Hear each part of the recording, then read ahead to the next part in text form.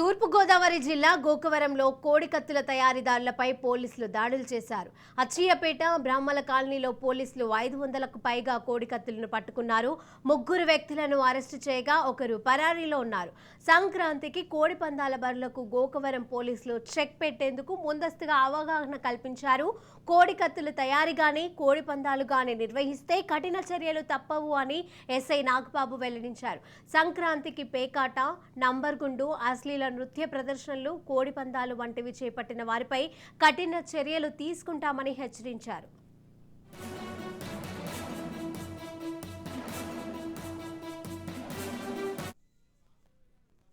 గోకవరం మండలంలో కోడికత్తులు తయారు చేస్తున్నారని చెప్పేసి ఇన్ఫర్మేషన్ అవడంతో మా ఎస్బీ సిబ్బంది మేము కలిపి రైడ్ చేసాము.